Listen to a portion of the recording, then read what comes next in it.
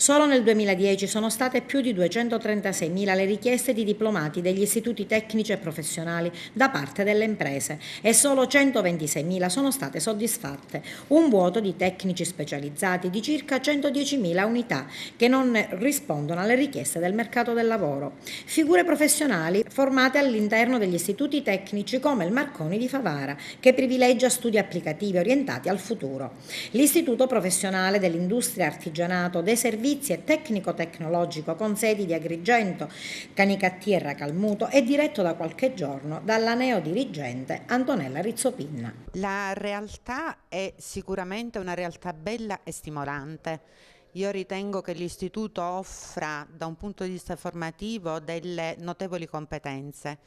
Si tratta di lavorare bene, di lavorare insieme. Siamo agli inizi, sono i primi giorni. Io ho visto la disponibilità di un corpo docente sicuramente preparato ed estremamente collaborativo. Le lezioni inizieranno giorno 12 per il biennio, mentre da giorno 13 entreranno tutte le altre classi. Abbiamo anticipato un po' l'avvio dell'anno scolastico per poter poi consentire anche ai ragazzi qualche giorno di riposo durante l'anno.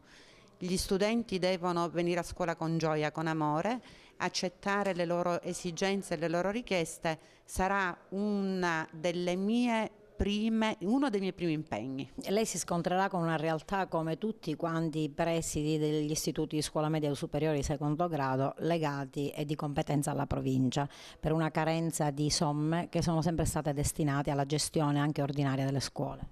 Sì, questo è un grosso problema perché il momento economico che stiamo vivendo sappiamo tutti bene qual è.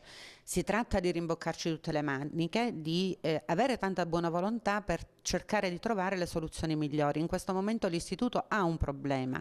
Noi non possiamo più usufruire dei locali dei quali disponevamo presso la sede di Canicattì e siamo costretti ad avviare l'inizio dell'anno scolastico con un secondo turno ospitati presso il liceo scientifico di Canicattì che gentilmente ha dato la sua disponibilità. Sarà cura mia cercare di trovare una soluzione che possa garantire il diritto allo studio di questi giovani che sono iscritti al professionale di Canicattì e che con una frequenza pomeridiana sicuramente vedrebbero leso questo loro diritto.